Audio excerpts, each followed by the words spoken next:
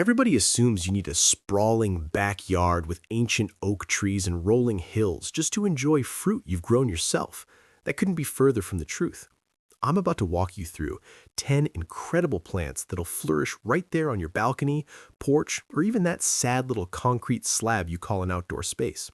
And trust me, they'll dump so much fruit on you, you'll be begging neighbors to take some off your hands.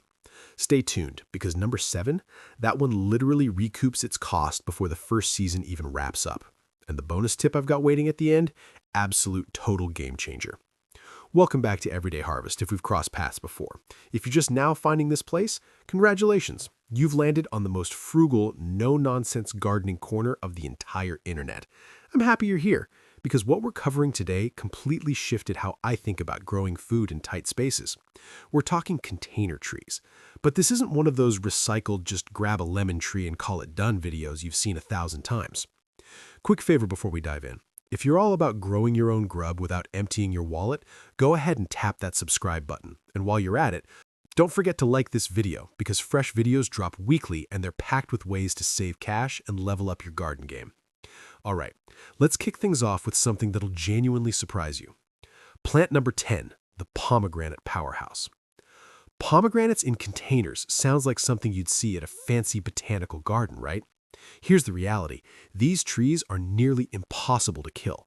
We're talking dwarf varieties like Nana or State Fair, and they turn into absolute monsters inside pots.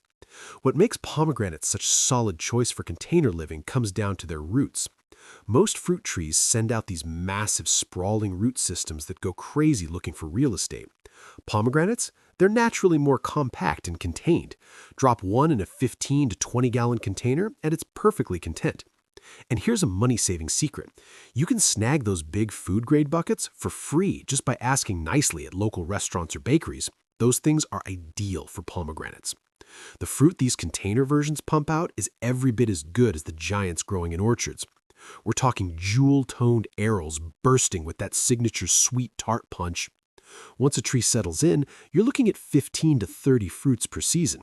Run those numbers against grocery store prices, and you're pocketing maybe $50 to $75 annually, and I'm lowballing that estimate. Here's the part I really love. Pomegranates don't throw a fit if you neglect them for a few days. Once they're established, they're drought-tolerant champs. You get busy, you forget to water, they forgive you. That's huge for beginners or anyone with a chaotic schedule. Plant number 9, the fig that flips the script. Figs deserve a spotlight because most folks don't know this one weird fact. Fig trees actually enjoy being slightly root-bound. Seriously, when you tuck a fig into a container, you're creating the exact environment it craves, and it repays you by pumping out fruit faster and heavier. Target varieties like Petite Negra or Chicago Hardy. These aren't just regular fig trees squeezed into small spaces. They've been specifically developed to go nuts in confined quarters. I'm talking single container figs pushing out over 100 fruits in one season. That's not hype, that's real. The magic with figs is they fruit on new growth. So even if you're gardening in a colder zone where the tree dies back over winter, it'll bounce back and still deliver fruit that same year. Try that with most other fruit trees. Here's a pro move that'll make you feel like a genius. During fruiting season, let your fig dry out just a bit between waterings. Nothing extreme, just a little stress. This concentrates the sugars and sends the flavor through the roof. It's like nature's candy factory and you're running the show. And those little plastic containers of figs at the store, if you can even find decent ones, they're running $6 to $8 for practically nothing. Your homegrown version will make those taste like sad cardboard imposters. Plant number 8. Blueberries done right. All right, now we're getting into the good stuff. Blueberries might be the single most reliable container fruit you can grow, but most people crash and burn because they overlook one critical thing: soil pH. Here's the breakdown. Blueberries demand acidic soil, right in that 4.5 to 5.5 range. Standard potting mix straight out of the bag won't cut it, but here's where containers give you total control. Mix your potting soil with peat moss or grab an azalea and rhododendron blend, and suddenly you're out producing commercial farms. Go with compact varieties like Top Hat or Peach Sorbet. These stay under 3 feet tall, put on a gorgeous fall color show, and produce like crazy. A well-established blueberry bush in a container can drop 3 to 5 pounds of berries per season. You seeing those organic blueberry prices lately? We're talking $5 to $7 per pound. Do the quick math. One plant covers its own cost in year one. But here's the real container advantage with blueberries: mobility. Need more sun? Roll them over. Late frost sneaking in? Scoot them closer to the house. Soil needs tweaking? You're adjusting one container, not trying to overhaul an entire garden bed. That kind of flexibility is absolutely priceless. Plant number 7, the lemon tree lowdown. Everybody knows Meyer lemons in containers go together like peanut butter and jelly, but let me break down what actually makes this combo work and why it's sitting at number 7, right in that sweet spot. Meyer lemons come as natural semi-dwarfs, but the real magic is their everbearing, so you get flowers, tiny green fruit, and ripe yellow lemons all hanging out on the same tree simultaneously. It's basically a grocery store aisle in a pot. One mature Meyer can hand you 50 to 100 lemons annually. At 50 cents a pop in stores, you can connect those dots yourself. Nobody talks about this next part, though. Lemons in containers are actually easier to keep alive than in-ground trees because you're in complete command. Temperature drops? Wheel it inside by a sunny window. Pests appear? Isolate and treat one plant. Soil problems? You curated every ingredient that went in there. Here's a tip that'll keep cash in your wallet. You don't need boutique citrus fertilizers. A decent, balanced organic option works perfectly. I hit mine with fish emulsion every 2 weeks through the growing season, maybe $15 a year total, and my tree stays loaded. And the fragrance when these trees bloom, that alone justifies bringing one home. Your whole patio transforms into a citrus grove. Plus, there's just something deeply right about squeezing lemons for lemonade from fruit you personally grew. Hey, quick breather here. If this content's hitting home, do me a solid and hammer that like button. It genuinely helps more people discover the channel and start growing their own food. And drop a comment letting me know which plants got you most excited. I read every single one and genuinely love hearing from you. All right, back to it, because the next few are absolute bangers. Plant number 6, dwarf peaches that deliver big. Peaches in pots sounds impossible on paper, but varieties like Bonanza or El Dorado were literally created for container life, and they crush it. These trees top out around 5 to 6 feet, handle their own pollination, and pump out full-size peaches that leave store-bought versions in the dust. Here's why peaches land at number 6.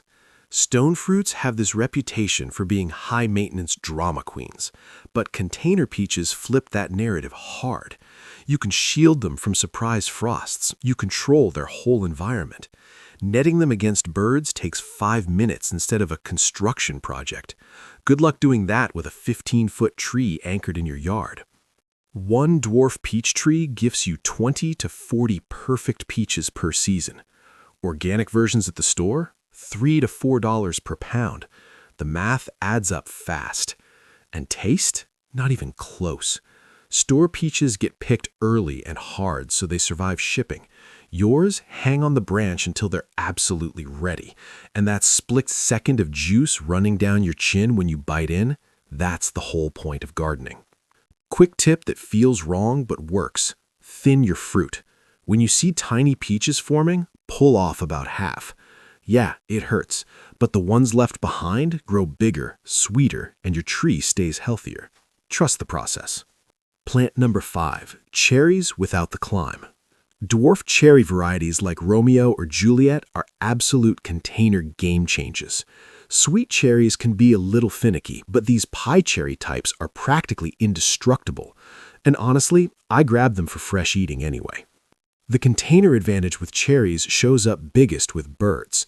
When your cherry tree lives in a pot on your patio, throwing netting over it takes minutes. Trying that with a 20-foot behemoth in the backyard? Not happening. A mature container cherry drops 10 to 15 pounds of fruit per season.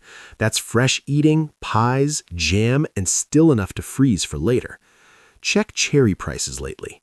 $8 to $10 per pound when they're in season.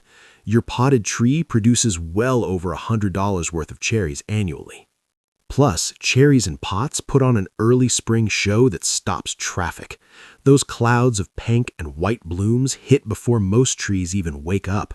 You get ornamental beauty and edible payoff from one plant, which means even the non-gardeners in your life will stop and stare. Plant number 4, the apple that goes anywhere. Columnar apples sound like sci-fi, but they're real and they're incredible. These trees shoot straight up with barely any side branching, maxing out around 8 to 10 feet tall, but only 2 feet wide. Varieties like North Pole or Golden Sentinel are your best bets. Here's what blows people away.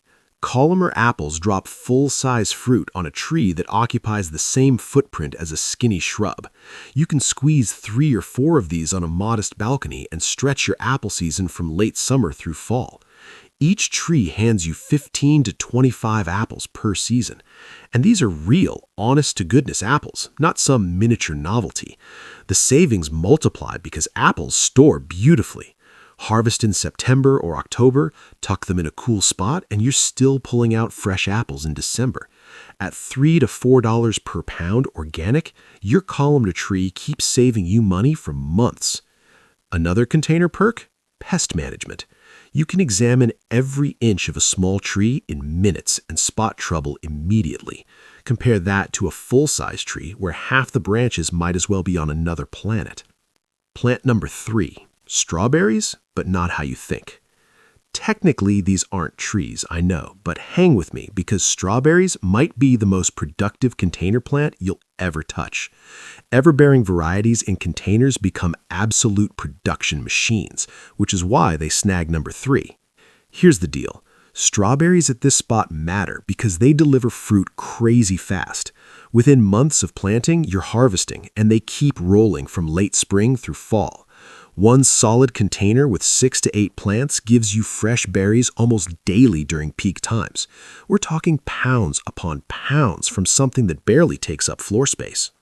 Store berries run $5 to $7 per pound. Your container berries, bred for flavor, picked at the exact right moment and eaten within minutes.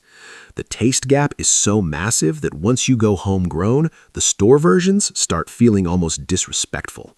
And strawberries set up this beautiful succession system. Older plants fade out, and you replace them with runners from your strongest performers. It's a self-renewing setup that costs nearly nothing after the initial investment. Stack containers vertically, hang baskets, build a tower. The space efficiency is ridiculous. Plant number 2, avocados that actually produce. This is where people usually call me crazy, but hear me out. Dwarf avocado varieties like Wurtz or Little Cato absolutely do fruit in containers. And when they start, you're looking at avocados that run $2 to $3 each in stores. One mature tree can give you 20 to 30 avocados per year. Yes, avocados demand patience. You're waiting 3 to 4 years for serious production. But frame it this way. You're either planting that tree now and waiting, or you're buying avocados forever. One of those options eventually becomes free. Container avocados succeed or fail based on drainage and patience. Use a fast-draining mix, don't drown them, and give them time. Dwarf varieties handle their own pollination, so one tree does the job. Number 2 placement comes down to long-term payoff. Once production kicks in, you're harvesting organic avocados at perfect ripeness for decades. A container tree can pump out fruit for 20-plus years. Run that lifetime value. Even conservative estimates put it at thousands of dollars from one plant. And container mobility means cold climate growers can roll trees inside during winter snaps. People in zones that supposedly can't grow avocados are doing it anyway, thanks to pots. Plant number 1, the banana bombshell. This one will catch you off guard, but dwarf banana plants are the ultimate container fruit champion. Here's why. Varieties like Dwarf Cavendish or Super Dwarf push out full-size bananas in pots, and they outpace almost everything else on this list getting there. Bananas aren't technically trees, they're giant herbs, but who cares when they pump out fruit like this? One container banana can drop 50 to 100 bananas in a single harvest cycle, and those cycles roll relatively fast. Fruit within 18 months to 2 years, then repeat. Number one status comes down to value density. Organic bananas run about 80 cents to $1 per pound, and a single bunch from your plant might weigh 20 to 40 pounds. But honestly, the money almost doesn't matter compared to the experience. Walking out and cutting your own banana bunch, one of the coolest moments you'll have as a gardener. Bananas thrive in containers because you can dial in exactly what they want. Rich soil, steady water, consistent warmth. Cold climate? Bring them inside over winter where they rest, then roll them back out when things warm up. Pots make this possible. And here's the kicker. After the main stem fruits and dies, it sends up pups, new baby plants.